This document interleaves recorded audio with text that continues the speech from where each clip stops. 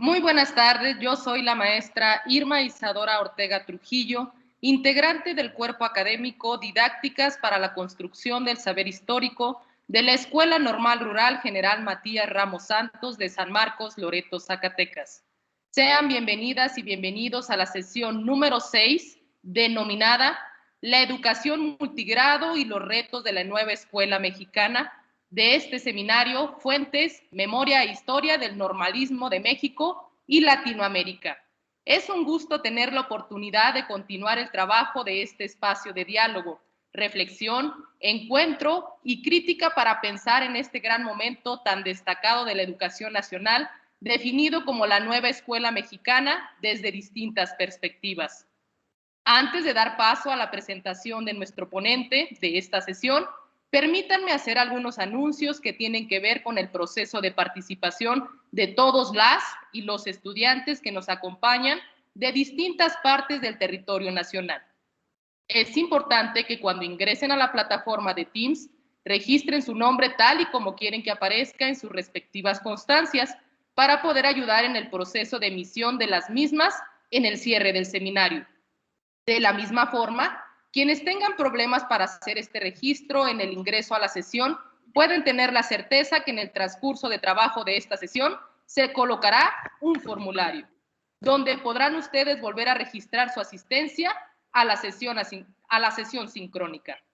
De igual forma, para todos los interesados en este seminario que por diversos motivos no logran acompañarnos en la sesión sincrónica, ofrecemos la retransmisión de la misma en los perfiles de YouTube de la Dirección General de Educación Superior para el Magisterio de GESUM, así como en el canal de Facebook de la Escuela Normal Rural General Matías Ramos Santos y en el sitio web del Centro de Investigación de la Memoria e Historia del Normalismo en México y Latinoamérica.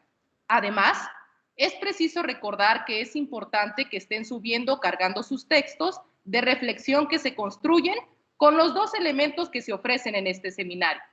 Uno, a partir de la lectura que ustedes hacen del texto que tienen cada uno en su perfil de Moodle. Texto que sirve como un preámbulo para poderse incorporar a estas sesiones y también aprovechar con mayor agudeza las presentaciones que nuestros ponentes ofrecen. En suma, la lectura de este texto y las reflexiones que puedan realizar a partir de este, sumado a la participación que nuestros ponentes ofrecen, ustedes podrán elaborar ese pequeño texto de reflexión que estarán subiendo a sus perfiles. Es importante tomar en cuenta que para acreditar el seminario se requiere una asistencia del 85%. Esto es, se cumplan con al menos 13 de las 15 sesiones que este seminario ofrece para poder señalar que han cumplido o llevado a cabo una participación efectiva en el mismo. Señalo rápidamente cuál es la dinámica de trabajo para todos los que nos acompañan a la distancia. Nuestro ponente hará una disertación del tema anteriormente mencionado y después de la participación del ponente, abriremos un espacio en el que tendrán la oportunidad todos ustedes para hacer llegar sus inquietudes, preguntas o reflexiones generadas a partir de la sesión, aprovechando así la intervención de nuestro ponente para complementar y nutrir este intercambio. Estas preguntas es importante que las coloquen en el apartado que aparecen en sus pantallas para que las podamos recuperar en el transcurso de la sesión. Invitamos a que vayan formulando sus preguntas. Aprovechemos al máximo la participación de nuestro ponente el día de hoy. Sin mayor preámbulo, me permito señalar que en esta sesión del seminario contamos con la generosa participación del maestro Zenobio Popoca Ochoa, de quien ofrezco una breve semblanza de su amplia trayectoria. No sin antes comenzar agradeciendo su participación y disposición para acompañar en este espacio, maestro.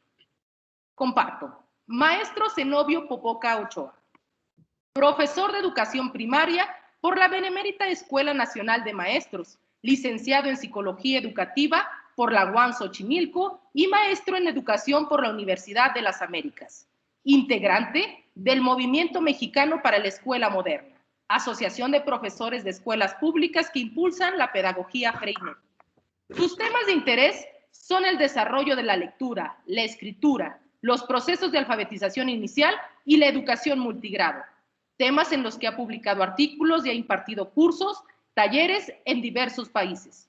en diversos estados del país. Perdón. De 2009, del 2002 a 2009, coordinó a nivel nacional el proyecto multigrado de la Secretaría de Educación Pública y coordinó la colaboración de la propuesta educativa multigrado 2005, que se distribuyó a todos los maestros de educación multigrado del país para organizar su trabajo de manera más pertinente. Ha impartido docencia en licenciatura, especialidad y maestría. Ha colaborado en la especialidad en docencia multigrado de la Benemérita Escuela Normal Veracruzana Enrique C. Repsamen.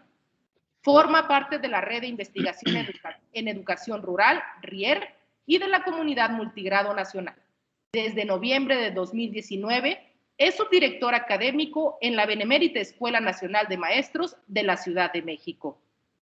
Ofrezcamos el espacio y la palabra al maestro Zenobio, agradeciendo nuevamente su participación, pero sobre todo su disposición, quien ahora nos ofrece su colaboración con el tema La educación multigrado y los retos de la nueva escuela mexicana.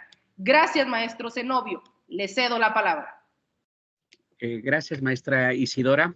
Pues agradecer a los organizadores de este seminario, al cual he podido seguir varias de las intervenciones.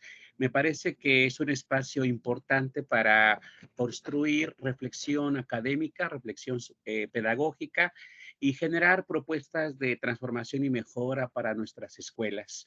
Bueno, la temática que abordaré es efectivamente educación multigrado y retos no solo con la nueva escuela mexicana, sino un poco más amplios y diversos, incluso algún recorrido histórico y comentar por qué se entiende que ahora la asignatura de multigrado sea prácticamente para todas las normales del país.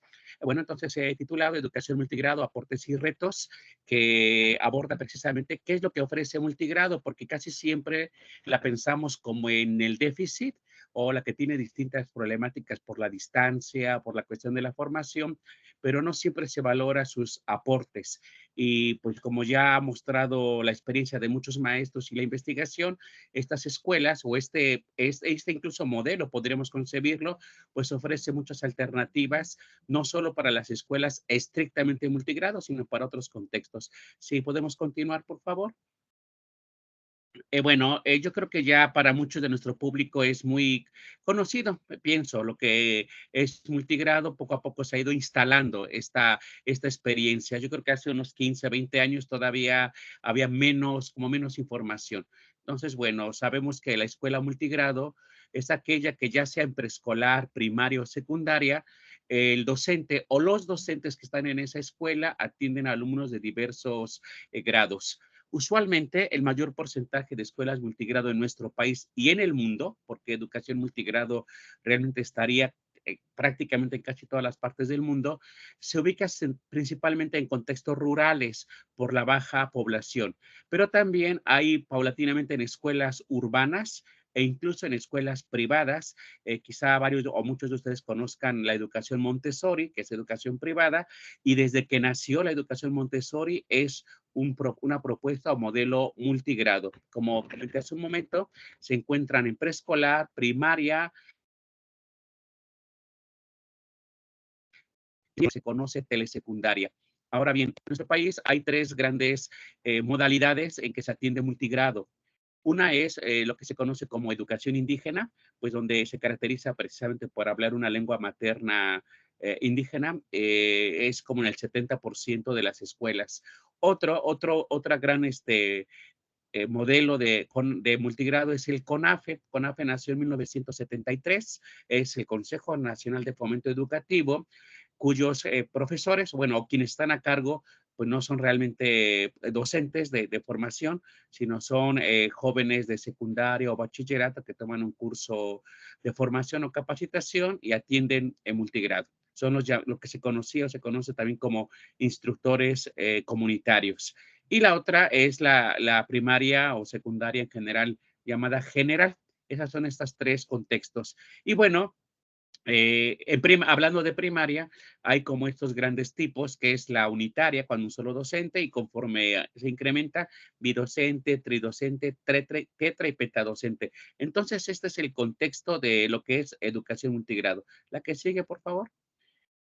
Bueno, estos son algunas de las, bueno, yo colaboré durante varios años en el proyecto que hoy ya no existe y ese es uno de los retos, incluso con la nueva escuela mexicana y en general, que los proyectos multigrado en nuestro país son como muy itinerantes o hay un tiempo que hay un apoyo desde la Secretaría de Educación Pública o las políticas y termina y puede pasar una década, 2 décadas y no hay realmente un apoyo específico a multigrado. Hoy nos encontramos porque el apoyo es tanto curricular, información docente en aspectos de materiales educativos, y bueno, hoy no lo hay. No hay un proyecto realmente de atención hacia multigrado desde la Secretaría de Educación Pública, y yo creo que ese es quizá uno de los mayores pendientes. Entonces, estos fueron algunos de los contextos de cuando estuvimos en el proyecto de multigrado de la SEP entre 2005 y 2009, 2010 casi, visitando y trabajando con maestros de distintas entidades del país y tanto de indígena, CONAFE como primaria general. Y esa sería una reflexión o recomendación que yo creo que es importante que nuestras entidades podamos colaborar o tener interacción con estas distintas modalidades, porque a veces nos encerramos en nuestro propio sistema. Si solo somos de educación indígena, a veces nos reunimos solo con maestros de educación indígena. Si somos de CONAFE, solo con de CONAFE, o primaria general, solo primaria general. Y yo creo que hay experiencias muy valiosas en cada una de estas modalidades que podríamos compartir. Mencionaremos unas más adelante. La que sigue, por favor. Bueno, estos son datos de porcentajes en general. Muchos los publicaba lo que antes era el INE, hoy Mejoredu retoma estos datos estadísticos. En primarias rurales, lo que llamamos primaria general, poco más de la mitad, cerca del 60% son multigrado, pero educación indígena es un mayor porcentaje, es decir, el mayor reto de la educación multigrado está en el contexto de educación indígena. Bueno, y también CONAFE es prácticamente el 95, el 100%, pero ahí sí es un reto, pero realmente tienen su modelo. Desde el 73, bueno, han tenido varios modelos, dos son los principales. Su modelo con el que nació el CONAFE fue elaborado por del Politécnico, se llamó el modelo Dialogar y Descubrir. Elaboraron materiales para niños, materiales para maestros, secuencias didácticas y eso fue de un gran apoyo para el trabajo con los niños y con los maestros. Y después, hacia el 2010 para acá, surgió otro modelo que se llama ABCD, aprendizaje a través de la colaboración y el diálogo, que es con la relación tutora. Yo creo que eso es lo valioso, lo significativo en este caso de CONAFE. Otro contexto en nuestro país donde existe la educación multigrado es esta población de jornaleros agrícolas migrantes, sobre todo en estados del norte del país, Baja California, Zacatecas, San Luis Potosí, donde llegan niños del centro sur, o sea, de Oaxaca, de Guerrero, de Puebla, llegan a estos campamentos con sus padres, con sus familias, y además de que van a trabajar al campo, estos niños, después, por la tarde en general, van a cubrir su escuela o su educación. Y este contexto de educación migrante tiene tanto la dificultad de la diversidad de edades como lingüística, porque conviven niños de distintas lenguas. Ese es el contexto quizá también de los más retadores. Otro contexto donde también es multigrado, ese ya hay menos en el país, se llama extraedad. Aquí en Ciudad de México se llama 914, pero en muchas partes del país se sigue llamando extraedad. Son grupos de niños en algunas escuelas donde pueden confluir niños de distintos grados y edades, generalmente que ya rebasaron, digamos, bueno, la edad regular en la que deberían estar. Generalmente tienen 9, 10 años y todavía pueden estar en tercer año, incluso en primero, los reúnen y trabajan con ellos. Su principal característica es realizar 2 grados escolares durante un ciclo, pero a través también de estrategias multigrado como temas comunes y sobre todo cuadernos de aprendizaje. Yo creo que eso es algo que se puede rescatar para la actualidad. Finalmente, bueno, otras primarias urbanas, cada vez más está pues un poco menor población ya en zonas suburbanas y en algunos turnos vespertinos. Hace poco aquí en la Normal de Ciudad de México hicimos un conversatorio y nos visitaron maestras multigrado, tanto de Hidalgo, educación indígena, como maestros de Chalco, que para nosotros pues se nos hizo, bueno, no raro, pero sí vimos que ya en contextos urbanos empieza a haber situación multigrado. Y esto es interesante por un lado, si bien sigue siendo por necesidad de que no hay muchos niños, esperemos que paulatinamente se vaya instalando la idea de que es posible que aunque no se requiera que sea multigrado, se pueda formar, es decir, incluso en turnos matutinos, a lo mejor grupos tridocentes, donde en el aula haya niños por lo menos de 2 grados, no porque falten niños, sino porque se valore que es un modelo pedagógico que puede contribuir al aprendizaje porque se van ayudando entre ellos. Y eso sucede en las escuelas Montessori, como le decía hace un momento, está ahí remarcado con negritas, por decisión propia. Yo creo que ese es el reto y es lo que pasa en algunos países, Nueva Zelanda, Francia, sin generalizar algunas escuelas urbanas que no lo requerirían, empiezan a ser multigrado. Y esto lo que va haciendo es que cambias la idea de que no es porque falten maestros, no es porque el gobierno se quiera ahorrar docentes, no una cantidad excesiva de niños, pero sí algunos grados en su propia aula, porque es un modelo potencialmente educativo. La que sigue, por favor. Eh, bueno, el otro asunto es ya datos estadísticos. Esto es, bueno, el ciclo escolar 2021. En general, en nuestro país se calcula que cerca de la mitad, bueno, el 40% son multigrado, aunque van cambiando. En preescolar, son datos que Mejor Edu publicó, cerca del 38%. En primaria, cerca del 42%, y en telesecundaria el 33%. Es decir, pues sí, si lo promediamos, pues cerca del 40% son multigrado. Y hay entidades en que este porcentaje se incrementa pues por sus propias características geográficas, Veracruz, Oaxaca, Chiapas, Puntay, Guerrero, Tabasco. Y como les decía anteriormente, se concentran en escuelas de educación indígena. Esto lo que podría implicar es, pues, o podría requerir, es una política de equidad. Es decir, si hubiera nuevamente un proyecto multigrado, una política educativa para apoyar en términos económicos, materiales o a los maestros, como no siempre se puede apoyar de manera genérica, estas entidades serían las que podrían o deberían recibir como es un apoyo inicial para poder equilibrar el aprendizaje y logros educativos de los alumnos. La que sigue, por favor.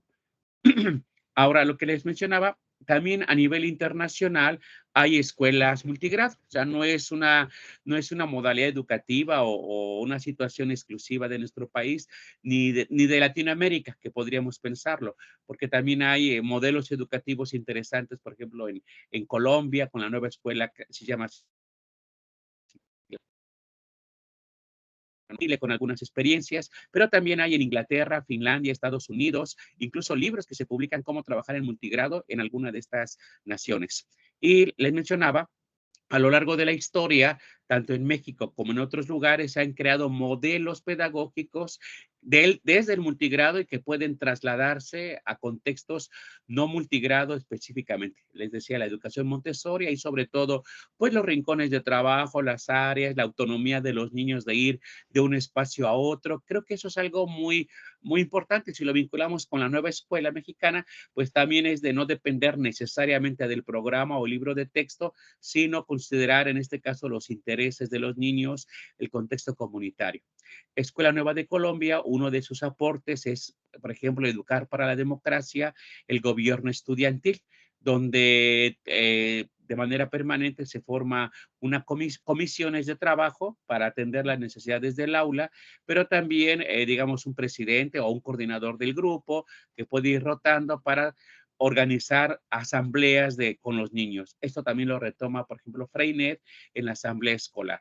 Y lo que ya les mencionaba, CONAFE ha creado estos dos modelos, dialogar y descubrir, que es trabajar ahora le llamamos fases. Con el CONAFE se le llamó niveles. Nivel 1 era primer y segundo grado, nivel 2 tercero y cuarto, y nivel 3 quinto y sexto. Y como esto lo retomaron también muchos maestros multigrado, aunque no era CONAFE, por eso es que en parte la nueva escuela mexicana no resultó un reto, digamos, una situación muy amplia. Mencionaré cuáles son los retos actuales, pero ese de las fases o reunir 2 grados, pues no lo ha sido tan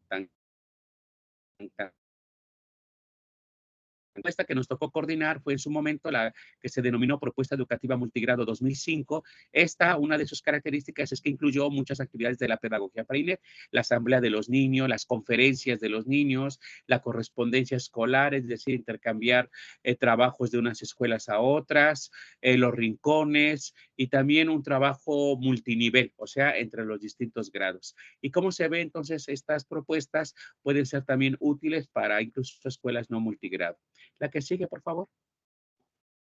Bueno, voy a hacer un recuento histórico. El documento que le compartí al maestro Aliar, y entiendo que fue el que se socializó, habla más de la historia de la escuela multigrado o escuela unitaria en México. No aborda los últimos momentos, yo los incluí. Bueno, aunque hoy se hable más de multigrado, pero realmente esto tiene su historia por lo menos desde el siglo XIX, 1800 en nuestro país y en otros países, pues también más o menos, o un siglo antes.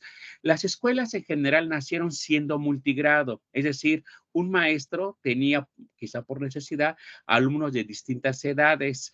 En Inglaterra, Lancaster, surgió este modelo de reunir o que hubiera un maestro apoyado por tutores. Esos tutores o adultos más avanzados trabajaban con pequeños equipos coordinando las actividades. Y era que si quieren muy conductista porque el maestro sonaba una campanita y era momento de que los tutores vieran que los niños pasaran a otra actividad. Y así, como que cada campanita eran como algunos minutos y trabajaban en alguna actividad que los tutores ya sabían y tenían que modificarla. Pero bueno, ahí le puse tutores. Yo creo que la idea de que los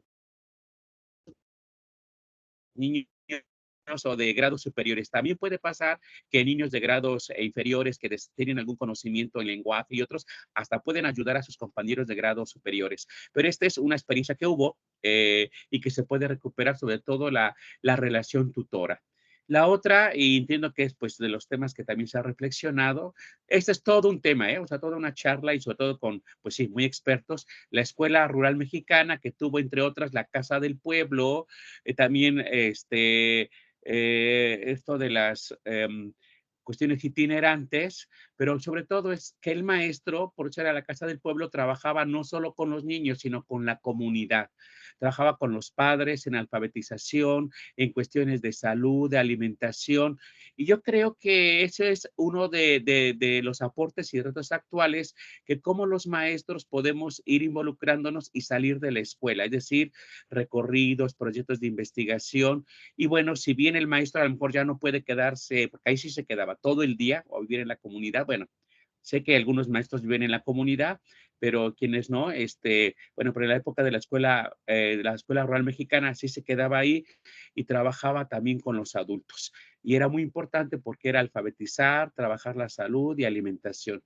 Entonces, sobre la escuela rural, yo creo que hay que volver, pues más de una vez para ver sus aportes educativos con personalidades como Rafael Ramírez, entre otros. Después de ese momento, el otro, como que hubo un salto, yo caí luego como pequeños vacíos. El otro gran momento fue hasta el 73 aproximadamente con CONAFE, Dialogar y Descubrir, en la que, bueno, algunos que no van maestros, y no sé si alguien luego preguntará, pues miren, esto nació y hay investigaciones y testimonios de que quienes somos normalistas, quienes somos maestros, no quisimos ir a esas distancias, quizá bueno, por las dificultades también de esos contextos, quizá por cuestiones también económicas, pero como no siempre se iba a esos lugares, pues tuvo que crearse este modelo educativo que hasta el día de hoy sigue existiendo. Es decir, jóvenes que no son maestros de formación, son jóvenes de secundario o bachillerato, pero ha mostrado buenos resultados el CONAVE. Posteriormente, hacia fines de los 70, casi al 80, hubo una propuesta que se conoció como primaria rural completa. Eso fue por parte de la Secretaría de Educación Pública. Fue por primera vez que surgió algo después de la Escuela Rural Mexicana específico para el multigrado. Elaboraron, como es una dificultad trabajar con los distintos grados de manera simultánea, el maestro va con un grado, luego va con otro, lo que elaboraron desde la Secretaría fue guiones didácticos, o sea, tarjetas como con actividades que el maestro pues, se le daba esas tarjetas a cada grado y entonces lo que él hacía era monitorear que siguieran esas instrucciones o actividades. Quizá hoy a la distancia puede verse un poco conductista, pero yo creo que en todo caso, si se ve de manera reflexiva, pues sí puede haber algunas tarjetas hoy con algunas pequeñas actividades que se puedan sugerir para los grados. El otro recurso que se utilizó en ese momento fue audioprimaria, que eran cassettes con información, no recuerdo si lo hizo con área de gobierno, que hizo programas de historia, de ciencias, como cápsulas informativas, sobre todo para los grados de tercero a sexto. Entonces, el maestro, mientras trabajaba con los niños pequeños, a los grados superiores, les dejaba que escucharan en una grabadora que les dieron a los maestros esos cassettes con temas temáticos. Bueno, yo lo vi en Guanajuato hace bastantitos años. O ya no existe, fue un momento histórico. Posteriormente, el otro gran momento o el siguiente momento del apoyo a multigrado se conoció como los programas compensatorios. Si algunos maestros nos ven, quizá porque más que los estudiantes, maestros, quizá les tocó vivir esto, que fue un apoyo económico a los maestros como un sobresueldo para quedarse 2, 3 horas más en las primarias.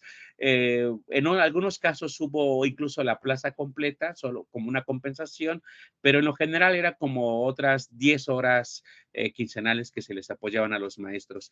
También hubo camionetas para los supervisores, para que pudieran visitar las escuelas rurales, materiales educativos, algún tipo de becas que se apoyaron.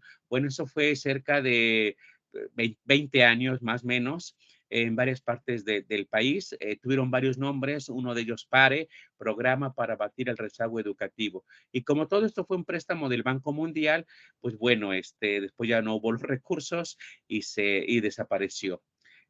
Bueno, pero yo sí creo que tendría que haber ahora algún tipo de apoyo similar para los maestros, para que puedan quedarse un tiempo con los niños, ¿no? En algunas actividades. Yo creo que de muchas de estas experiencias puede rescatarse algunas ideas y hacer un programa integral hacia el multigrado. No todo es didáctico, tiene que haber cuestiones sociales.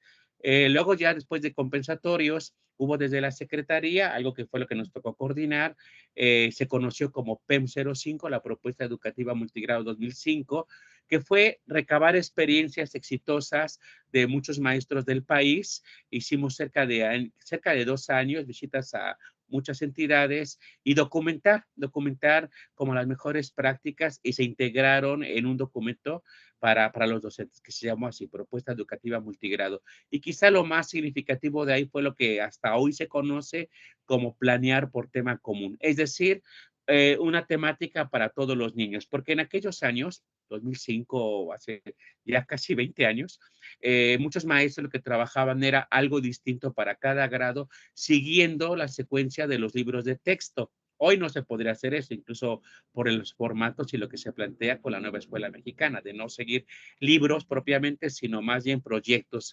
integrales, ¿no? Pero era una práctica muy común hace años, bueno, no hace mucho, yo creo que todavía hace 5 años para atrás, de como que ir resolviendo las páginas de los libros y entonces el maestro quizá con unos niños estaban viendo alguna letra, porque también seguían alguna letra, luego con segundo año, por ejemplo, estaban viendo palabras en el diccionario, con tercer año estaban viendo otro tema como la poesía, con cuarto año un tema de matemáticas distinto, con quinto otro tema como medición, etcétera. Eso fue lo que vimos en el diagnóstico, entonces los maestros estaban con temas diferentes, iban y además como que los niños no colaboraban tanto entre ellos porque cada grado estaba viendo un tema distinto. Pero otros maestros, como fue un diagnóstico, ya trabajaban, empezaron a trabajar con esto de un proyecto para todo el grupo, por ejemplo, sobre tipos de alimentación, o a mí me tocó ver ecosistemas. Entonces el maestro con loterías, de donde tiene equipos de todos los grados, están viendo cómo son la fauna, la flora del desierto, del bosque, y después de ese momento para todos igual, ya pide actividades diferentes a cada grado. Algunos que escriban cómo es el bosque, sobre todo los grados superiores, cómo es el bosque, cómo es la selva, y a niños pequeños que escriban los nombres de los animales. Esto que aparentemente puede parecer sencillo, pues no lo hacían todos los maestros y se fue trabajando esta idea del tema común de proyectos compartidos desde allá de la comunidad. Bueno, hasta ahí es lo que se ha hecho como propuestas para los maestros. Desde 2005 para acá, no hay como alguna propuesta desde la Secretaría de cómo trabajar. Más bien lo que hay desde hace algunos años son movimientos y agrupaciones independientes. Yo creo que eso es lo positivo de que no exista un proyecto nacional. Siempre hay que verle también un lado favorable.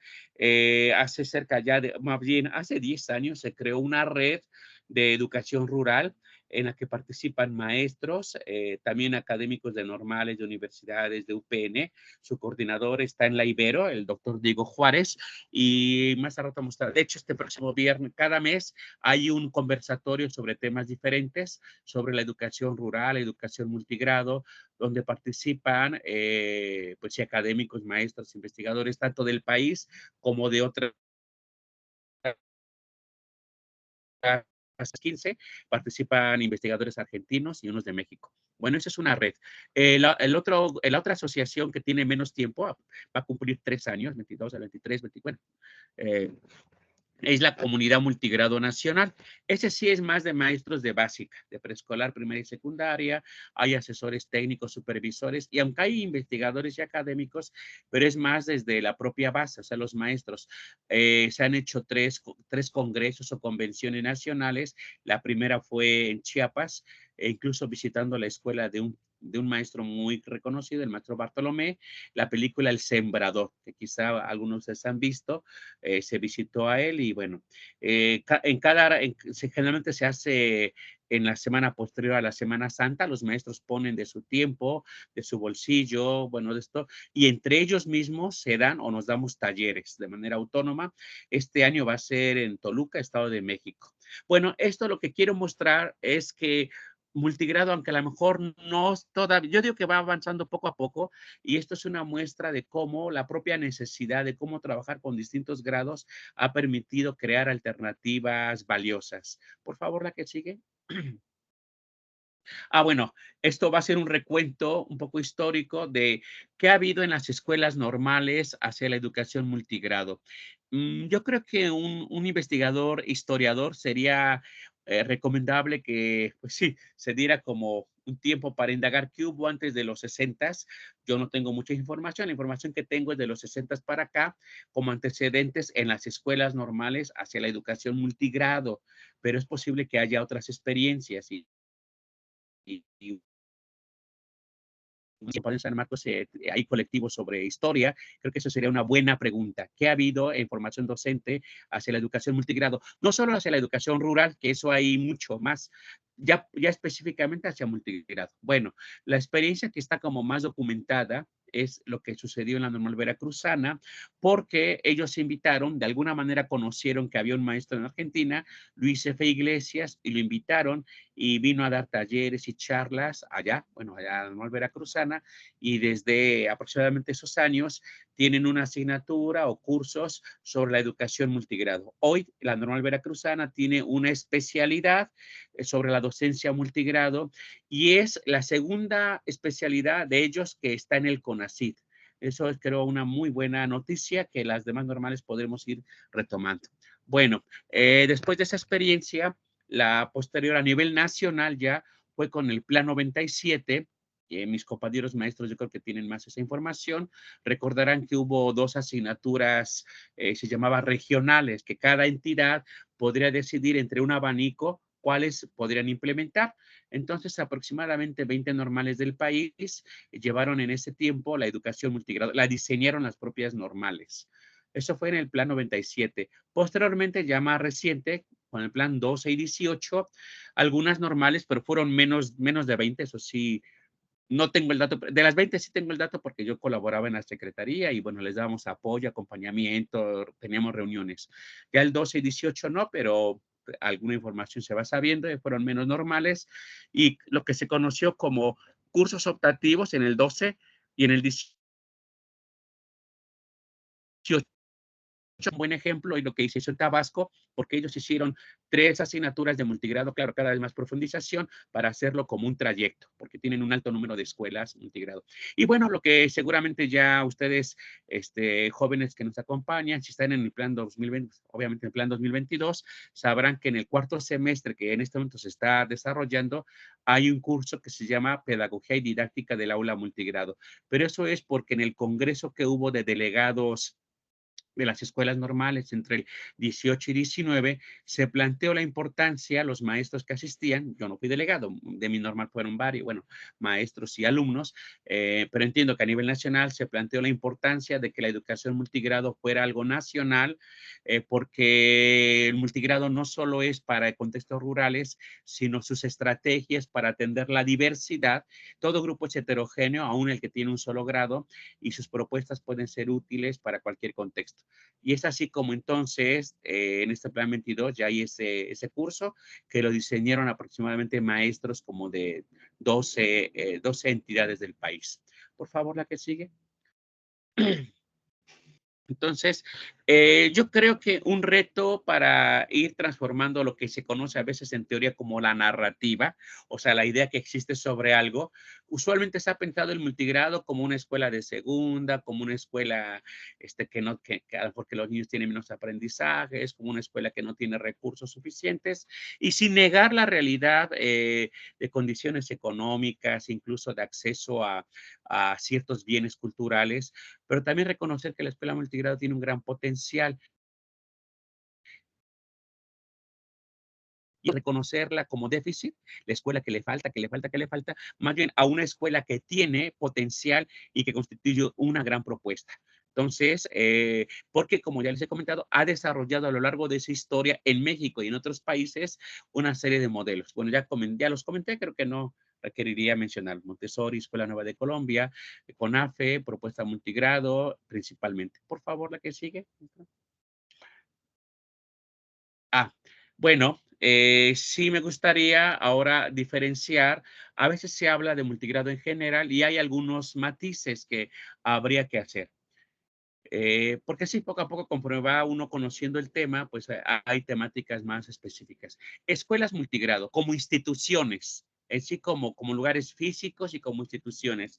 Lo que antes era el INE y hoy Mejor Edu, han definido en general multigrado como aquella donde todos los maestros atienden 2 o más grados. Eso los lleva a básicamente a 3 tipos de escuelas, que son las unitarias, las bidocentes y tridocentes. Y esta definición, sobre todo lo que busca es, cuando haya una política de apoyo a multigrado, centrarlas en estas escuelas, porque estas escuelas en general pues todas, un maestro es el director, no tienen conserje, bueno, muchas situaciones, y lo que hay que hacer es, por lo menos a las unitarias, a las bidocentes y a las tridocentes, habría que apoyarlas en distintas necesidades organizativas, de gestión, económicas. Por eso es esa definición de escuelas multigrado como institución. La otra es aulas multigrado. Ahí no identifico en sí algún autor, como que se ha dado más así, quizá por uso, como, como es grado, pues eso, como un grupo, un aula, un salón donde conviven niños de distintas edades. Eso puede ser incluso en una escuela pentadocente, donde hay 5 maestros. Uno de ellos tiene un grupo o aula multigrado, pero la escuela en sí ya no se le considera propiamente escuela multigrado, sino escuela pentadocente con una aula multigrado. Bueno, hay otros conceptos más filosófico-pedagógicos. Uno que Lesbia Rosas es una maestra mexicana del Centro de Estudios Educativos que ha colaborado o trabajado mucho con maestros de Guanajuato. Ella más el concepto de educación multigrado lo plantea como una propuesta pedagógica para atender la diversidad y diversidad de edades. y no únicamente en rural ni porque falten niños, sino porque es una decisión de una escuela. Es más como un concepto. Por eso si hablamos de la educación multigrado, no hablamos tanto de una institución, sino de una concepción filosófica, pedagógica. Y bueno, entre otros, Lesbia Rosas lo ha trabajado. Hay otro concepto, Limber Santos es un investigador uruguayo, también fue o es maestro multigrado y también trabajó en el Ministerio de Educación de Uruguay, o sea, tuvo varias tareas. Y él el concepto es que no basta en un salón con que estén niños de todas las edades y que a ver hagan algo juntos, escriban un cuento o algo de matemáticas. No es nada más pues como que juntos y revueltos, no. Sí, él ha investigado cómo puede haber momentos de trabajo común, momentos de trabajo específico, comisiones, es decir, es toda una didáctica. Didáctica entendido no como una receta, sino como una ciencia que analiza cómo es el proceso de enseñanza-aprendizaje de una situación para heterogéneo en grupos multigrado y cómo podría ser la manera de organizar la enseñanza sin que eso sea, digamos, una receta, sino más bien principios educativos como circulación de saberes, como colaboración y ayuda mutua, zona de desarrollo próximo. Eso me parece que es lo importante y ese es como uno de los aportes también del multigrado. Ahora, digo que son detalles. Miriam Emirovsky es una investigadora sobre didáctica de la lengua escrita. Ella le llama a otras situaciones situación didáctica multigrado. Y esto es como quizá muy el ejemplo, en mi caso, en nuestro caso, en la Escuela Nacional de Maestros, Ciudad de México, es un poco difícil que vayamos a practicar escuelas rurales, escuelas multigrado varias semanas o días. Si no lo podemos hacer, una alternativa es retomar lo que dice Miriam Emirovsky, y así se dijo en el documento del programa del cuarto semestre. Es decir, si nuestros estudiantes van a escuelas urbanas, unigrado, que haya momentos donde reúnan a niños de distintos grados y a lo mejor les van a reunir para elaborar un collage, para hacer algún juego, para trabajar algo de lectura o algo de producción. Y eso, más que un grupo multigrado, es una situación didáctica multigrado. Y yo creo que eso es lo importante también de esta charla, que pues ustedes luego puedan buscar bibliografía. Bueno, lástima que no metí ahí el final bibliografía, pero si no, pues luego la puedo hacer llegar. Pero ahí están los conceptos, cómo aprovecharla y trabajarla incluso en escuelas urbanas. Y yo creo que esa es la riqueza del multigrado, aportar para otros contextos. La que sigue, por favor. Bueno, el multigrado es una propuesta para la equidad educativa y para la innovación. Finalmente, más que desaparecer, eh, eh, este año se ha mantenido el promedio entre el 40-45% de las escuelas son multigrado. Es decir, ya muchos investigadores han mostrado que la tendencia es que no va a desaparecer. Pero por otro lado, lo que se buscaría es que incluso vaya avanzando en escuelas urbanas, no por necesidad, no porque falte niños, sino hasta por decisión propia algún día que en escuelas vespertinas o matutinas las autoridades, los maestros y los padres sobre todo apreciaran que en un aula pudiera haber por lo menos niños de 2 grados, sino de los 6 grados, que puede ser como más retador y difícil de comprender o aceptar cómo eso puede ser educativo, que lo es, pero se resulta difícil comprender, como por lo menos de 2 grados para que se ayuden. Entonces, bueno, eso es el potencial. Por favor, la que sigue. Bueno, aquí son algunos de los, espero que esta presentación la puedan compartir y aunque no esté la bibliografía con el link, todos esos materiales los pueden buscar, están en internet, son descargables. Arriba a la izquierda es lo de CONAFE, hicieron materiales que se llamaron Manual del Instructor Comunitario, que son propuestas pedagógicas, hacia el centro la propuesta educativa multigrado, que fue como esto del tema común, hacia la derecha, hacia arriba, Yoltoca, que significa el corazón, lo hicieron maestros de Tlaxcala, coordinados por investigadores como Elsie Rowell, que es pues una investigadora reconocida no solo en lo rural y multigrado, sino en formación docente y otros temas. Bueno, y también, aunque no ahí no están los libros, pero se ve experiencia ya desde hace tiempo por proyecto. La Escuela Nueva de Colombia pueden buscar el tema, el concepto, la pedagogía Freinet y la relación tutora. Entonces, estos son algunos modelos o propuestas que se han ido construyendo a lo largo de la historia hacia el multigrado y que ojalá, esto solo es una invitación, pues puedan profundizar por decisión ustedes. La que sigue, por favor. Bueno, estos son algunos aportes pedagógicos didácticos. Finalmente, pues desde la Escuela Rural Mexicana y a lo largo, la escuela multigrado está en una gran cantidad, no exclusivamente comentamos en contexto rural, y eso les posibilitó tener una comunicación permanente con la comunidad. Yo creo que eso es algo que tendríamos sí que ir recuperando, el aprendizaje contextualizado por gastronomía, por tradiciones, por fauna, hacer estos proyectos. Invitar a padres de familia, es algo que hacen muy frecuentemente. La circulación de saberes, esto de que niños de distintas edades pueden aprender unos de otros, les decía, se puede hacer hasta en escuelas urbanas o de organización completa, como se les llama. Hay algo que se llama currículo en espiral, es decir, que los niños estén agrupados se llamó hace muchos ciclos, en CONAFE se llamó niveles, hoy se llamaría fases, y aunque puede haber actividades por grado, pero hay muchos momentos lo trabajan por estos ciclos, fases o niveles para desarrollar sus aprendizajes. Lo otro también agrupamientos flexibles, no solo por ciclos o niveles, que es como lo más frecuente, sino también como hasta grados extremos, quinto con primero, sexto con tercero. Hay tareas compartidas porque la zona de desarrollo próximo, incluso ahí es más potencial. Algo que ya venían haciendo en multigrado y por eso lo de la nueva escuela, como que hay un tránsito proyectos integradores, antes con asignaturas, hoy pues por los campos formativos. Y las relaciones tutoras, esto de que se apoyen niños también de distintas edades, es algo que pues, se viene trabajando.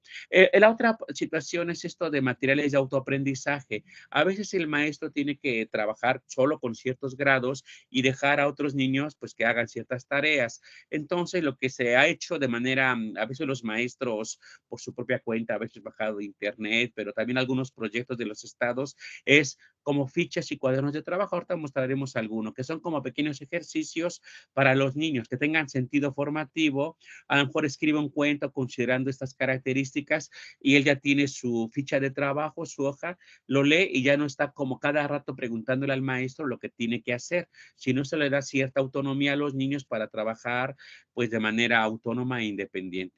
Y algo también fue los rincones y áreas de trabajo, el rincón de ciencias, donde tengas lupas, bueno, algún material para experimentar, el rincón de arte, donde tengas pinturas, colores, si se puede plastilina o masa para modelar, el rincón de matemáticas, donde puede haber juegos, el tangram y otros, y los niños van ahí circulando y van utilizando esos materiales por pequeños equipos. Eso es lo que hacen en algunas escuelas multigrado y pues se puede seguir retomando. Y viene desde Montessori y otros educadores. La que sigue, por favor. Bueno, este ejemplo que pongo es de plan anterior, cuando apoyé en lo del proyecto multigrado. Hoy, varios maestros del país, entre otros la maestra Bruma, del apellido, de Baja California, está haciendo algo similar y otros maestros para la nueva escuela. Esto no lo ha hecho ya la Secretaría de Educación Pública y yo creo que sería importante que lo coordinaran porque aunque lo pueden hacer los maestros, pues les lleva mucho tiempo y muy, pues si no desgastante, sí les consume. Es decir, hoy le llamamos PDA, ¿no? Pero lo que eran contenidos, aprendizajes clave, aquí están organizados por ciclos a partir de un tema común. En este caso es matemáticas y medición. Voy a leer para el primer ciclo, en esos planes de estudio 2011 y después 17, era algo similar a esto. Estiman, primer ciclo, estiman, miden y comparan diversas longitudes utilizando unidades de medida arbitraria. El borrador, a lo mejor una escoba, etcétera, y bueno, miden objetos, ¿no? Para segundo ciclo, tercer y cuarto grado, estiman, miden, comparan y ordenan longitudes utilizando el metro, centímetro, milímetro, etcétera. Y bueno, eso ya es más elevado, pero sigue siendo medición. Eso hace que el maestro a lo mejor realice actividades con todo el grupo, como medir el salón, a lo mejor unos con medida no convencional y otros ya con el metro, etcétera.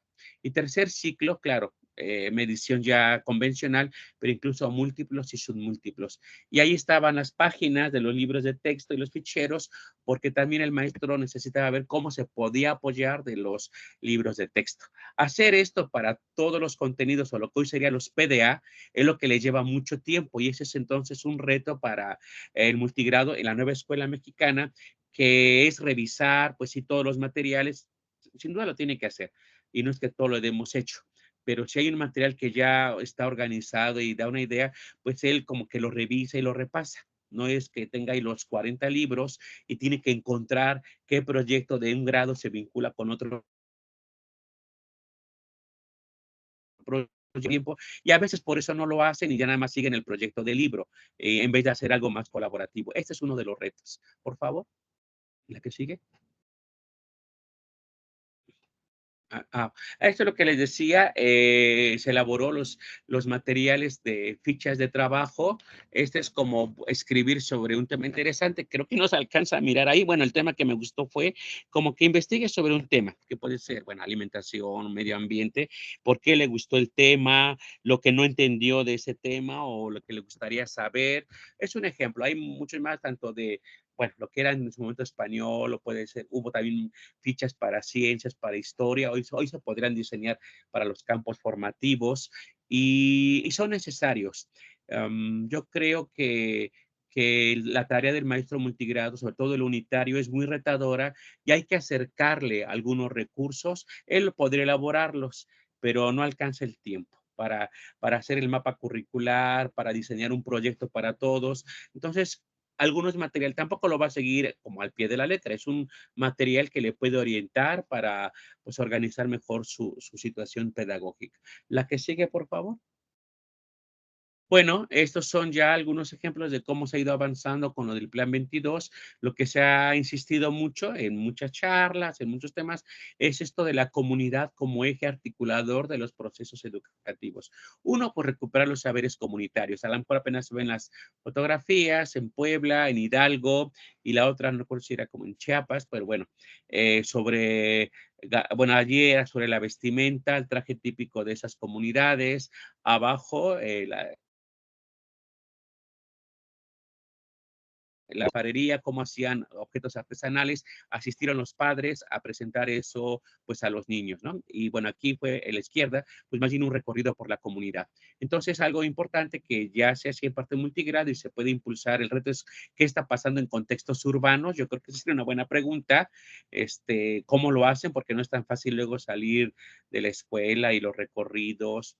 Es más fácil, en todo caso, invitar un poco a los padres y, bueno, o recorridos de los niños, pero con sus propios padres.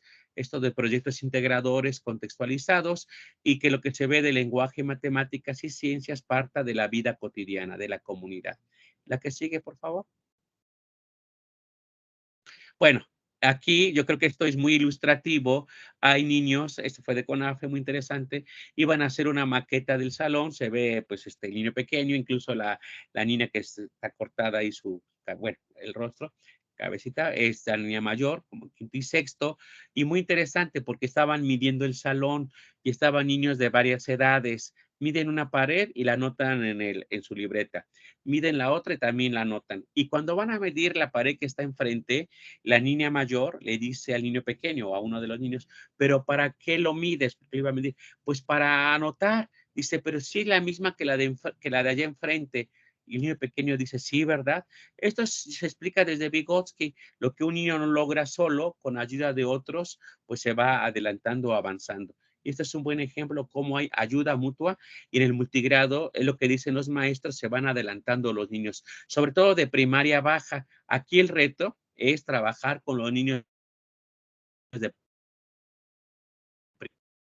también con actividades retadoras para que no se estanquen, porque eso sí es algo que puede suceder en multigrado, que a todos les pongo el mismo problema de matemáticas o la misma consigna, como escribe un cuento y ya, pero no les damos como consignas diferenciadas que permitan profundizar en las tareas, a lo mejor primero y segundo, si escribe un cuento, pues con personajes como animales, a lo mejor recuerda que hay un inicio, desarrollo y final, pero ya con tercero y cuarto, a lo mejor escribe un cuento, pero piensa en los adjetivos o cómo es el personaje, cómo son sus conductas y utiliza adjetivos. Eso ya es una consigna y un reto mayor. Y con quinto y sexto, a lo mejor hasta puedes pedirle que escriba adverbios o que el tiempo pasado, que se ponga énfasis en alguna, o que use guiones para los diálogos, que ponga a dialogar a los personajes. Y como ven, todo podría ser un cuento, pero diferenciado, porque si no, Si nada más nos quedamos con la idea que es un tema común para todos y ya, no vamos a ayudar a los niños a progresar en su aprendizaje. Creo que eso fue lo que nos mostró la experiencia, la investigación, que uno de los retos es solo trabajar a todos igual y no darle también una actividad diferenciada, que es necesaria. Por favor, la que sigue.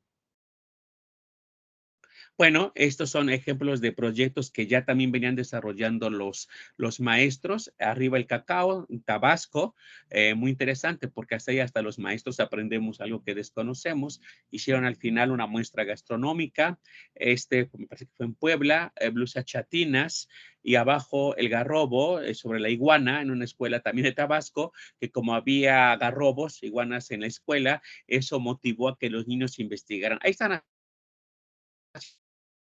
haciendo figuras con papel maché, la están pintando, pero también hicieron búsqueda de información, presentaron carteles informativos, los niños pequeños formaron palabras con letras móviles, es decir, se buscó en lo posible que fuera un proyecto donde integraran diversos aprendizajes. En ese momento, asignaturas, hoy campos de formación. La que sigue, por favor. Bueno, creo que ya casi iremos cerrando. Como les decía, el multigrado ha ido construyendo propuestas educativas. A la izquierda es un material que quizá encuentren en las escuelas normales, se envió hace muchos años. Se llama Imaginar, Facilitar, Transformar, una pedagogía para el aula multigrado. Su autora, una norteamericana que vino a Guanajuato, trabajó con muchos maestros, y es lo que pasa, a veces nosotros no escribimos y bueno, otros escriben. Entonces, pues más bien la invitación es que a que recuperemos nuestra experiencia, a que escribamos relatos, formas de trabajo. Yo creo que eso es muy necesario, no solo de multigrado, sino para muchos temas. Ese es de México. El de en medio es un libro de Estados Unidos, Multi-Age, ¿no? Entonces ahí también tiene propuestas de cómo organizar proyectos, investigaciones en situación multigrado, aunque ahí si la traducción diría multiedad, ¿no? Porque bueno, también, como se ve, son niños de distintas edades o grados y también es escuelas que existen en Estados Unidos. Y la derecha, ya les había comentado, Yoltoca, es un libro que se elaboró por maestros de Tlaxcala, de preescolar, primaria, secundaria, conjuntamente con investigadores. Yo creo que eso es algo muy útil, muy recomendable, que trabajemos conjuntamente maestros frente a grupo de básica, estudiantes e investigadores, esto de los cuerpos académicos y todo, yo creo que podemos crear trabajos colaborativos que produzcan lo que se ha dicho saber pedagógico. Si las normales algo tendríamos que hacer es crear saber pedagógico, pero bueno, muchas veces más bien somos consumidores de saber pedagógico. Creo que ese es otro de los retos, poder construir dicho saber. La que sigue, por favor. Bueno, algunos retos ante la nueva escuela mexicana. Ya he enunciado algunos, como la cuestión de la falta de una política educativa, cuestiones económicas, pero ya más pedagógicas. Bueno, hay muchos PDA y vienen evidentemente por grado y todo esto. Entonces, el maestro tiene que revisar pues el programa y ver cómo va a articular los PDA de cada fase, una fase con otra, o incluso al interior de la fase, si es que hay coherencia. Entonces, ese es un reto y sí una sugerencia es que hubiera a nivel estatal o a nivel nacional, pues equipos que hicieran como este mapeo curricular. Y no es que queramos ahorrarle todo al maestro, pero créanme que ya organizar la situación didáctica es un reto y esto pues lleva bastante tiempo. Y lo otro, pues el programa analítico, ¿de dónde parto? De recorridos por la comunidad, de los intereses de los niños, del proyecto de los libros de texto. Yo creo que ahí lo que tendríamos que hacer es documentar, dialogar con los maestros y ellos son los que van encontrando la alternativa.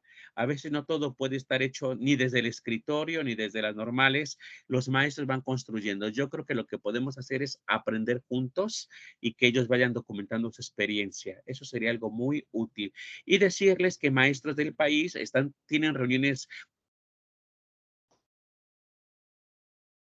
como planean. Esta comunidad multigrado nacional tiene reuniones casi cada semana o cada 2 semanas en su página de Facebook y ahí presentan sus proyectos que van diseñando en varios estados. La otra, el otro reto es que, pues sí, si para la escuela unigrado es una enorme cantidad de proyectos, ya se ha discutido este asunto, pues para el multigrado es mayor. porque si sobre todo si es unitario, imagínense cuántos proyectos pues hay en su aula. Y bueno, hay otros aspectos que no solo son de multigrado, sino también de otras distintas escuelas, pero yo creo que hay que trabajarlas. Uno es cómo fortalecer los lenguajes, ¿no? Lengua materna, sea indígena o español, y también el pensamiento matemático. Y algo que derivado de la pandemia, que a veces es un pretexto, una realidad, muchos niños están en rezago lector, e incluso de primaria alta. Incluso en escuelas urbanas están en tercero o incluso en cuarto, quinto, y no leen de manera fluida, de manera adecuada. Esto es algo que tenemos que trabajar por el derecho de los niños a tener un buen aprendizaje. Y también la evaluación formativa, pero bueno, ese es también todo un tema, pero solo lo enuncio de más allá de revisar trabajos, de ponerle buenas, tache cruz, o de algunos exámenes que lleguen a aplicar, cómo trabajar. Con Freinet se trabaja mucho esto de que entre los niños den opiniones sobre sus conferencias, sobre sus trabajos, una manera, no la única, de la evaluación formativa. Y bueno, ya iremos casi cerrando. Si me permiten la otra, creo que sobre la RIER. Bueno, ahí está un cartel, la Riera Puertas Abiertas, dice sesión número 18, 15 de marzo, o sea, el próximo viernes de 5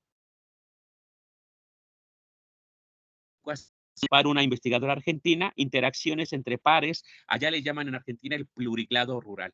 Y alguien de México va a trabajar sobre la red comunidad, ciencia y educación, el tema. Ese es alguien de Argentina, alguien de México. Entonces, pueden buscar ahí RIER, se transmite por Facebook y cada mes se transmite un tema. Y les decía, es un conglomerado de investigadores académicos. Aquí dice repositorio, pueden encontrar muchos materiales para educación multigrado de nuestro país y de otros países. La que sigue, por favor. El otro gran equipo de trabajo de nuestro país es la Comunidad Multigrado Nacional. Les decía que es un colectivo nacional, ya están prácticamente de todo el país. Yo creo que lo que les voy a sugerir a los coordinadores nacionales es que elaboren un directorio del representante estatal y que lo podamos socializar, por lo menos su correo electrónico, no teléfono, correo, y que quien esté interesado de su entidad, pues le puedan escribir, porque a veces desconocemos que existen estas experiencias. En Toluca, del 1 al 4 de julio, se van a reunir o nos vamos a reunir cerca de 300 personas entre maestros, ATPs, para compartir talleres, charlas, visitar escuela multigrado, etcétera. Ahí están algunos de los talleres que van a dar, ¿no? La segunda es la maestra Bruma, que les decía Trujillo, ella es de Baja California, y así, muchos temas van a dar sobre multigrado.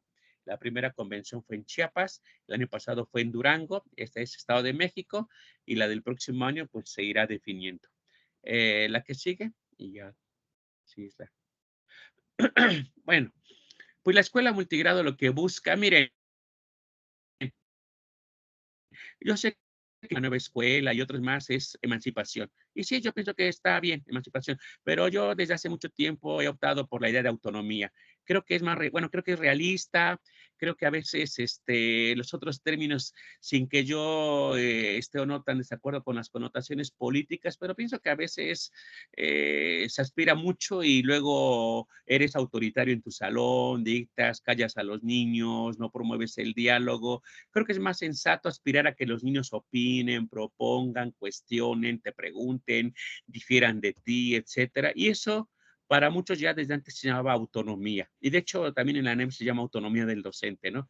Autonomía no es hacer lo que quiero, o sea, a lo que quiero en términos así como lo que sea, ni tampoco los niños, sino sí proponer, argumentar y decidir entre todos qué es lo más conveniente para la colectividad. Yo creo que eso es un propósito de la escuela multigrado y también de la nueva escuela mexicana, pero también la autonomía intelectual, la autonomía moral, como lo decía Piaget. Si los niños no saben leer, si los niños no saben sumar, si los niños no saben multiplicar, también les estamos fallando y no estamos favoreciendo su autonomía. Yo creo que poco a poco va a tener que haber una reflexión de cómo están avanzando los niños también en lo que se llamaba habilidades básicas o aprendizajes centrales, ¿no? Lenguaje, matemáticas, ciencias, para que no los vayamos rezagando. en aras de que todo sea desde la comunidad. Creo que es importante buscar un justo equilibrio. Y ahí está mostrando niños que investigan, niños que no que levantan la mano solo de manera así automática, ¿no? Como luego en el Congreso, sino que argumenten, niños que dan conferencias, aunque no utilicen internet ni PowerPoint, ahí a la izquierda de Yucatán, en fin. Niños que pueden compartir lectura entre sí, niños que hacen museos, como se ve al fondo, bueno, quizás se ve, se llama museo escolar, niños que si es posible usan la tecnología, niños que, bueno, esa niña está así porque tenía un problema de salud, niños que tienen acceso a la lectura, yo creo que esa es una aspiración a una educación que favorezca la autonomía intelectual, moral, académica de niños y alumnos. Y con eso, pues, iría concluyendo, porque la última, si mal no recuerdo, pues, muchas gracias. Ahí está el correo por si luego gustan escribir.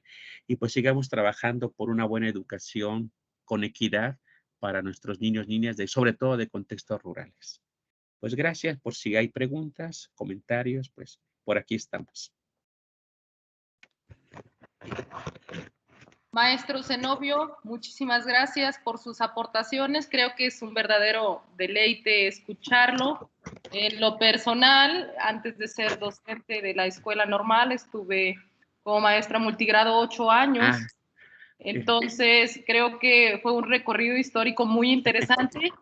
Y siempre se preguntaba uno como maestra multigrado, ¿quién estaba atrás de esa propuesta del 2005, de ese libro grande que nos dio un respiro a los maestros, porque llegábamos a las escuelas de las comunidades perdidos, sí, perdidos y sin orientación, aislados en las comunidades, nos sentíamos solos, y creo que el equipo de trabajo acompañado con el maestro Zenobio se convirtió en un refugio, en un material donde nosotros pudimos encontrar y resolver muchas de nuestras dudas y nuestras inquietudes.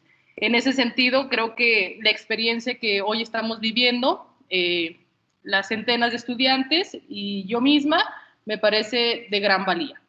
No obstante, maestro Zenobio, pues hay un paquete de preguntas para que usted pueda atenderlas y pues bueno, seguir considerando la opinión de algunos participantes en este seminario. Yo me permití más o menos organizarlas a fin de que hubiera una respuesta única a través de múltiples preguntas. Entonces me permito leerlas. Bueno, primero coincido con este comentario que dice: es un placer escuchar al maestro Zenobio Popoca, que hizo grandes aportaciones durante mi formación docente. Entonces comparto ese mismo comentario. Dice: desde su punto de vista, ¿cuáles son los desafíos más comunes que enfrentan los docentes y estudiantes en las escuelas multigrado? Pregunta número 1. Pregunta 2. ¿Por qué en México, o por lo menos en el norte, poco se aborda este tema, lo cual genera que se piense y que la escuela multigrado es solo para comunidades rurales e indígenas? Adelante, maestro Zenobio. Sí, bueno, pues los problemas o los retos de docentes y alumnos para el multigrado se dividieron, a lo mejor no lo puse así en alguna diapositiva, en cuestiones de gestión, en cuestiones de infraestructura, en cuestiones de formación docente, en cuestiones de currículum y práctica pedagógica. En cuestión de gestión y recursos es que el maestro pues tiene que ser. Entonces eso como que le restringe pues el tiempo para poder organizar la situación didáctica. Y lo que se ha planteado ahí, o se planteó cuando estuvimos, se avanzó un poco es en el director itinerante, de que hubiera pues un director, bueno, una figura o asesor itinerante para tampoco quitar a lo mejor la facultad del director en la comunidad, que es importante, ¿no? Con los padres, pero sí como un asesor itinerante que apoye en algunas actividades administrativas o actividades de gestión. Ese es como un reto porque le implica tiempo. O sea, yo creo que ese es uno de los retos principales, el tiempo. Y la situación está como el Estado, o sea, la Secretaría o la autoridad inmediata, le apoya al maestro para que tenga tiempo para el trabajo con los niños.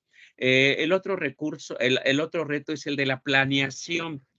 y no como recetas, pero como dices tú, yo creo que ese término de que llegaron, pues si no perdidos, dices, sí, bueno, tengo varios grados y cómo trabajo, tengo 20 libros y bueno, o 40 libros y ahora con la, si aún teniendo un solo grado y si tienes el proyecto de aula, el comunitario, el escolar, bueno, y los otros materiales, dices, ¿cómo lo organizo? Yo creo que ese es un reto. Eh, Pienso que algo que es muy valioso en la nueva escuela mexicana, y voy con el reto, es partir de la comunidad y los intereses de los niños. Yo creo que si nos intentamos no angustiar excesivamente por los libros, el cubrirlos, el llenarlos y todo esto, sino más bien, a ver, hagamos un recorrido por la comunidad, que observan y qué quieren aprender, pues sí, el reto es luego buscar qué páginas o qué proyectos vamos a usar de los libros, ¿verdad? Si tienes un solo grado, si solo fuera tercer año, pues no es tan complicado, revisa saber qué proyecto. Pero imagínate si eres unitario, 5 por 6, 30 libros, y entonces el tiempo que te va a llevar ahí, pues identificar si lo que les interesó a lo mejor es los oficios de mi comunidad, porque vieron en qué trabaja la gente en la comunidad, y tienes que buscar en todos los libros como cuál se puede vincular con esa temática de interés, pues te va a consumir mucho tiempo. Por eso, el segundo reto para mí es la planeación y organización del trabajo cotidiano. Y por eso insisto en que, bueno, pues desde la secretaría tendría que hacerse, pero si no, en los estados. Y voy a intentar conseguir, porque creo que no hay, yo no tengo un directorio de la comunidad multigrado nacional, porque es muy útil. Por ejemplo, tantito vínculo con lo del norte, Nuevo León, por ejemplo. Voy a hablar de Nuevo León. Ahí conozco mucho a lo mejor no está difundido en todo el estado, pero hay algunos maestros que forman parte de esta comunidad multigrado nacional y que, por ejemplo, hace poco fueron a la Normal de Montemorelos a dar un taller y es como hormiguitas, porque esta comunidad son maestros frente a grupo y en su tiempo ni libre, sábados o sí, a veces, fíjese, ahora lo que pues no tanto que pueda ser criticado, pero el reto es que quizá a veces tengan que faltar a su escuela por ir a dar un taller, por ejemplo, a la normal o con maestros, porque si no, ¿a qué hora? ¿No? ¿A qué hora darían el taller? Entonces, bueno, el segundo reto es la planeación didáctica y organización, y para eso sí se requiere, si bien no planes de clase multigrado para no dar todo tan hecho, pero sí estos PDA, la maestra Bruma de Baja California Sur le llama escalera de contenidos. Ese es su concepto y si tenemos algún material o veo cómo hacerlo llegar y bueno, a lo mejor se pueda subir algún drive o algo ustedes sobre algunos ejemplos de maestros que están haciendo planeación multigrado. Y un tercero, yo creo, es las situaciones didácticas. Ahí recomiendo mucho el libro de Joel Toca. ¿Por qué? Yo, por ejemplo, mi área un poco más de trabajo, y quizá todos tenemos algún área, de primaria tienes que manejar todo, pero bueno, aún así, es sobre la lengua o el lenguaje. Creo tener una idea de cómo trabajar, pues, para que los niños comprendan, lean, escriban. Pero si tuviera que desarrollar secuencias de historia, pues a lo mejor digo, uy, solo sé que hay que manejar la temporalidad. Ah, bueno, tú eres la experta, por cierto, o ustedes, ¿no? Temporalidad, causalidad, pero ustedes mismos que manejan eso, didáctica de la historia, hay ya ciertos principios o propuestas. Entonces yo creo que el otro reto es ese, un reto de situaciones didácticas, ¿no? Para trabajar los distintos campos formativos, porque si no, con todo respeto voy a decir, es a ver qué se me ocurre, ¿no? Y no es solo de a ver qué se me ocurre, sino, yo sé, los maestros, pues no siempre tenemos la formación inicial y no alcanza. Una formación inicial tampoco te va a preparar para todo. Y la continua, pues tienes que buscar el tiempo y todo esto. Entonces, y no siempre se les da. Entonces, yo creo que ese tercer reto es como didáctico, en buen sentido, o sea, o en un sentido de no de receta, sino de investigación de cómo aprende el niño. Algunos autores llaman el pensamiento matemático, científico, porque sí es un poco distinto, porque ustedes en lo histórico seguramente lo trabajarán, y cómo eso te deriva algunas propuestas pedagógicas algún tercero. Otro puede ser el contar con materiales de apoyo. Miren, por ejemplo, Montessori, que es como muy luego mencionado, de una propuesta también innovadora y todo eso, pues requieren material, es decir, sobre todo en matemática, en algunas áreas matemáticas hay material para el conteo, varios que pues tú no lo vas a poder hacer, incluso lo compran, bueno, son escuelas privadas. Entonces, sí tendría que haber material o que lo sepamos elaborar o que se pueda adquirir o algo para contar, es decir, para poder desarrollar situaciones. La ciencia no solo se da como leyendo y repitiendo, tienes que ser a la comunidad o algo, pero también tienes que tener algunos instrumentos, a lo mejor lupas, ¿por qué no microscopios y otros para imanes, para poder explorar con los niños? Entonces, pues es diverso, o sea, es diverso. Quizás sintetizo gestión, formación docente en didáctica, conocimiento de cómo planear y organizar y también materiales de apoyo como maestro y como niños. Serían, a mi parecer, como los principales retos. Y bueno, esto de por qué no es tan conocido, bueno, un poco difícil responder. En todo caso, ¿cómo le hacemos para seguir difundiendo? Pues lo seguiremos haciendo desde la comunidad multigrado, desde la RIER. Yo creo que un buen reto va a ser este directorio. Voy a ver cómo obtenerlo y poder socializarlo. Excelente, maestro Zenobio. Muchas gracias. Pasaríamos al paquete número 2 de preguntas. Esta lo organicé en 3. La primera Sí. dice, ¿qué considera como un beneficio latente dentro de las escuelas multigrado?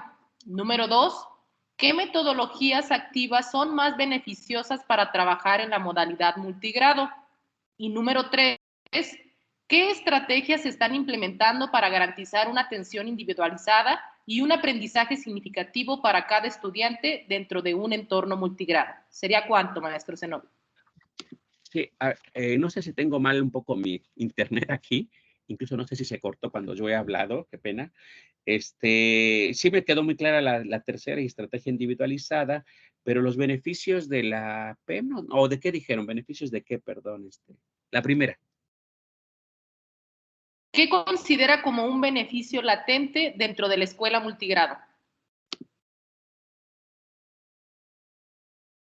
Es que la segunda se cortó un poco. ¿El beneficio del multigrado? Así es, maestro Zenobio. Ah, ¿Qué, ok. ¿Qué considera usted un beneficio latente dentro de la escuela multigrado? Ah, latente, latente, ok. Y la segunda es metodología. ¿Qué metodologías activas son más beneficiosas para trabajar la modalidad multigrado? Ah, bueno, esto del beneficio latente, incluso en el libro de Melanie Utech, de Imaginar, Transformar una pedagogía para el aula multigrado, incluso hay un aspecto socioemocional, porque hay una colaboración y ayuda espontánea.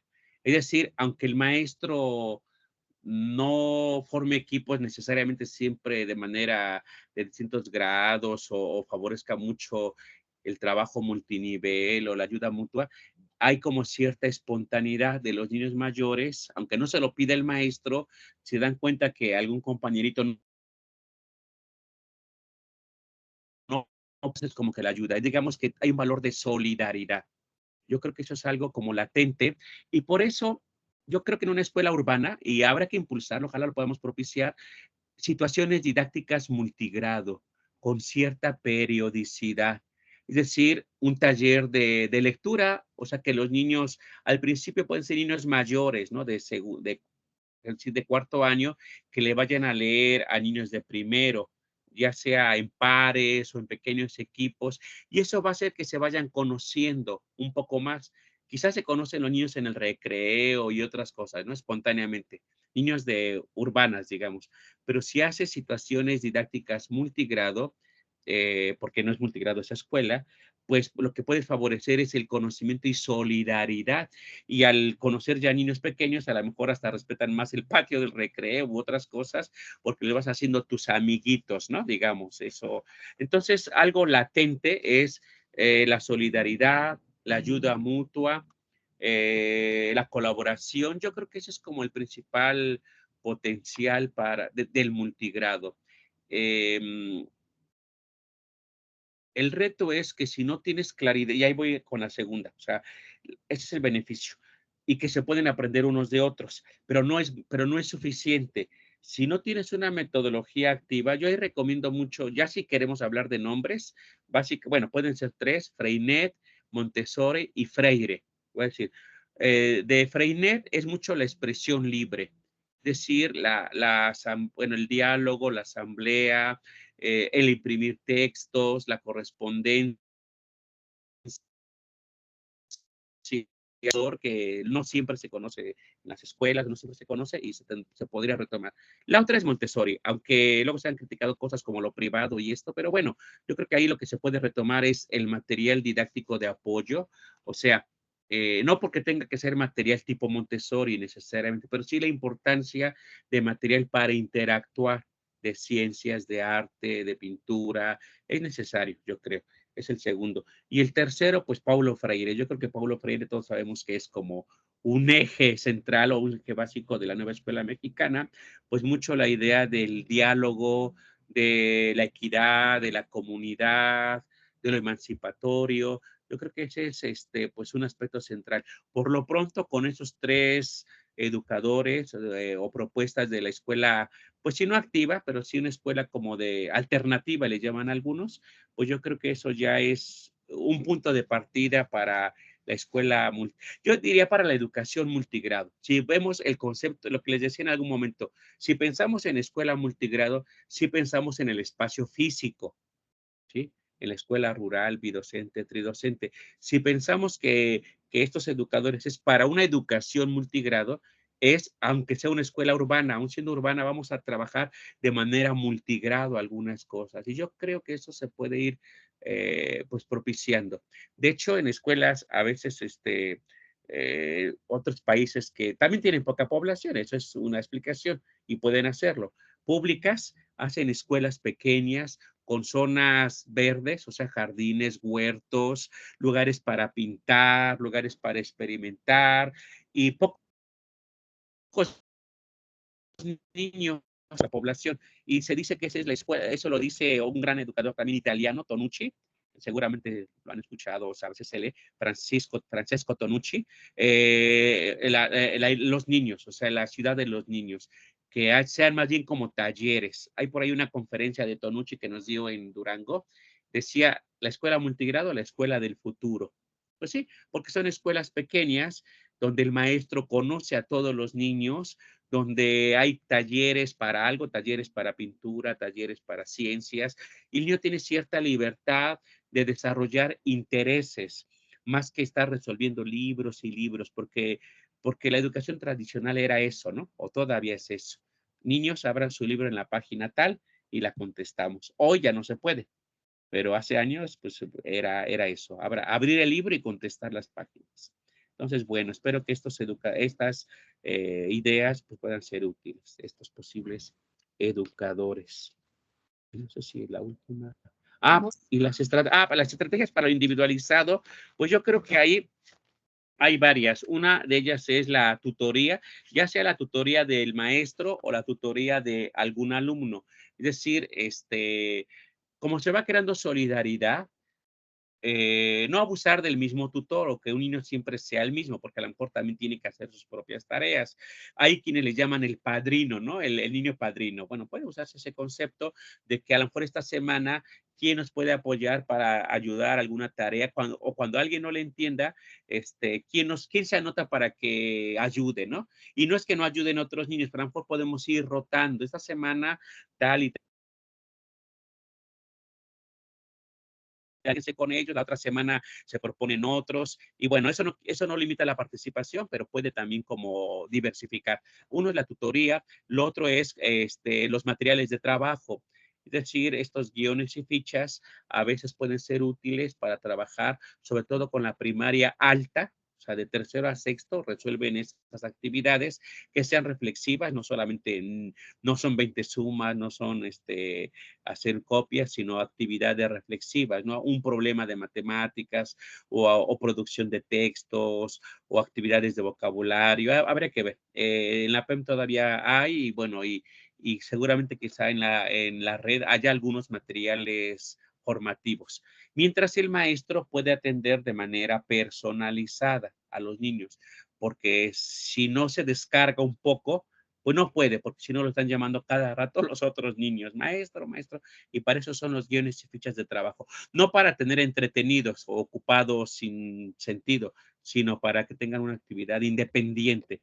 Y se llaman así actividades directas e indirectas. Ese es su nombre como, pues, teórico o conceptual.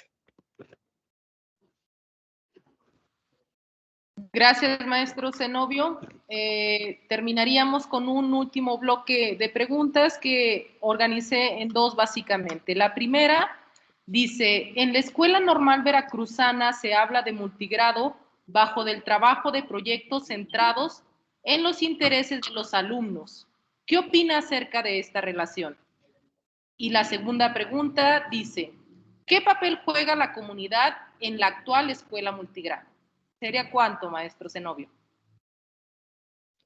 Sí, bueno, respecto a lo de la normal veracruzana, es porque ellos tienen una especialidad y lo que hicieron fue invitar a los que terminaron esa especialidad a compartir sus experiencias.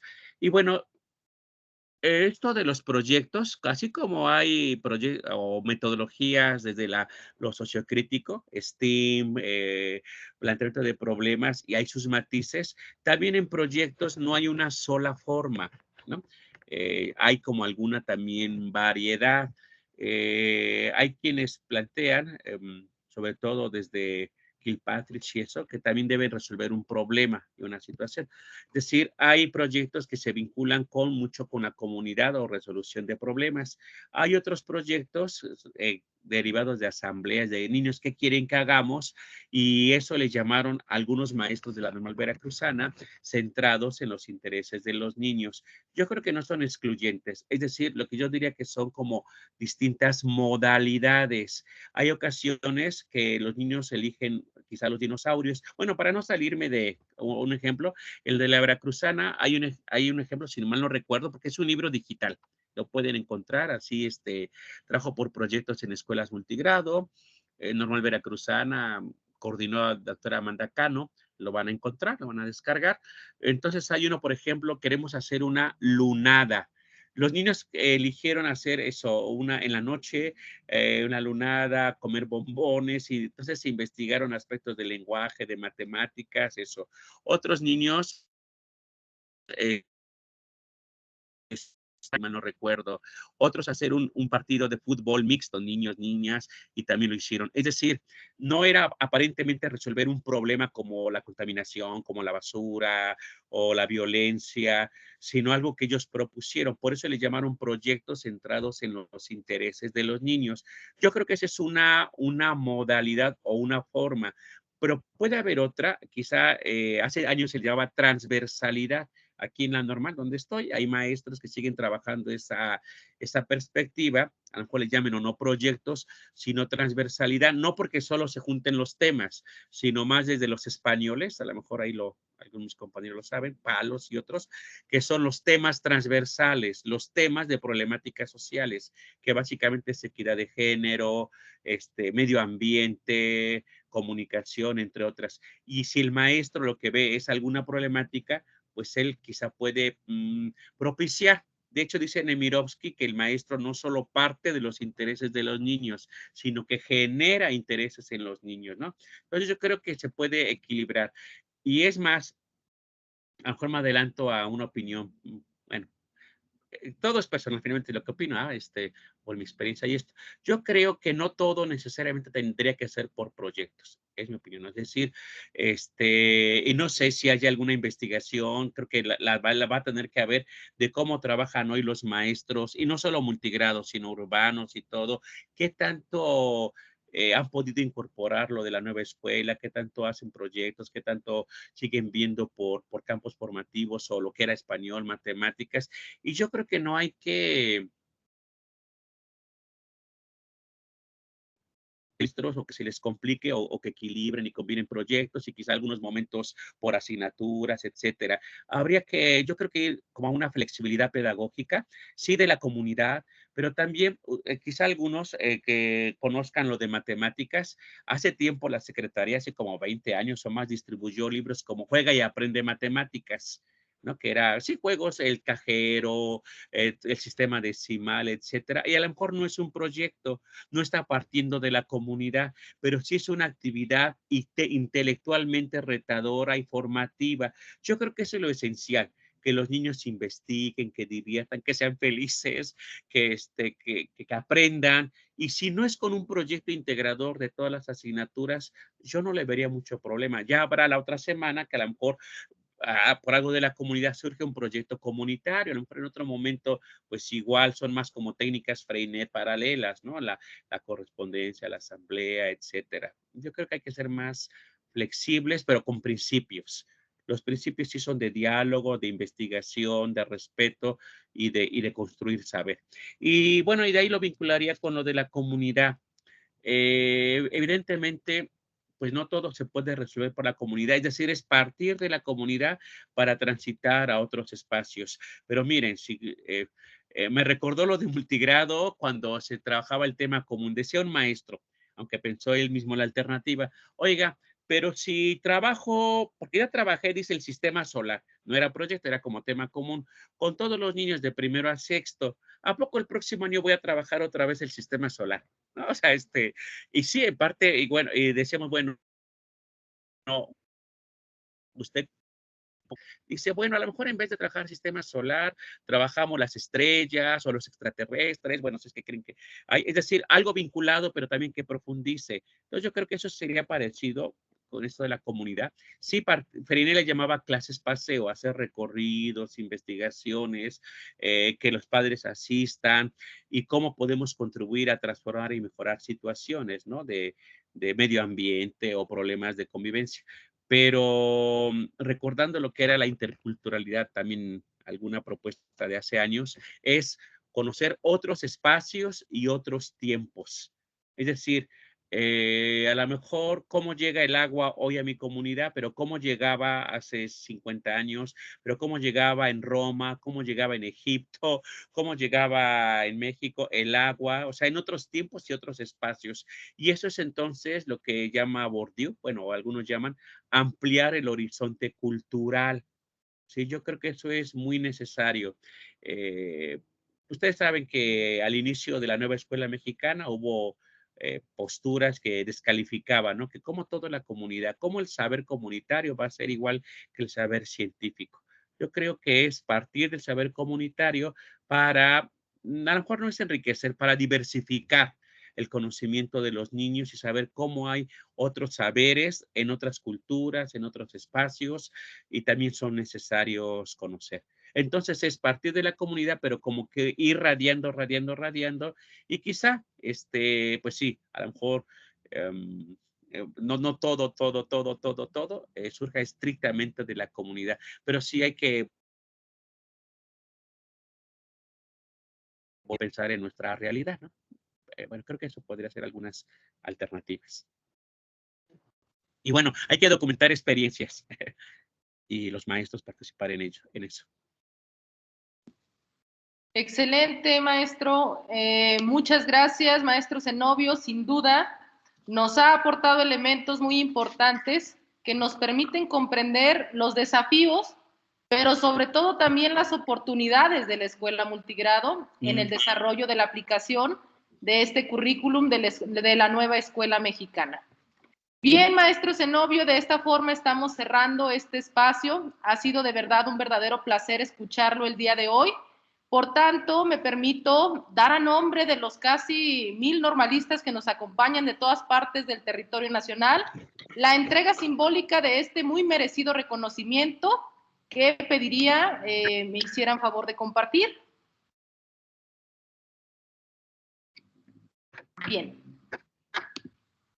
Como decía, un muy merecido reconocimiento que a la letra dice: la Subsecretaría de Educación Superior, a través del Consejo Nacional de Autoridades de Educación Normal, la Dirección General de Educación Superior para el Magisterio y la Escuela Normal Rural General Matías Ramos Santos, a través de su Centro de Investigación de la Memoria e Historia del Normalismo en México y Latinoamérica, otorga la presente constancia a Zenobio Popoca Ochoa por su destacada participación como ponente en el segundo seminario Fuentes, Memoria e Historia del Normalismo en México y Latinoamérica. Ciudad de México, 12 de marzo del 2024. Firman el maestro Mario Chávez Campos, director general de la DGESUM, el maestro José de Jesús González Palacio, director de la Escuela Normal de San Marcos, y el doctor Jalier Arnulfo Morales Dueñas, coordinador general del seminario. Asimismo, maestro Zenobio, no sé si quisiera hacer un comentario final. Sí, pues reitero mi agradecimiento, estimada Isadora, y a todos los organizadores. Creo que lo que están realizando es un gran aporte para transformar o contribuir a la transformación de la educación de nuestro país, construyendo por equidad. Yo creo que eso es lo que nos une, aportar desde nuestro espacio y nuestra tarea, la educación para los niños, niñas, jóvenes, rurales, urbanos.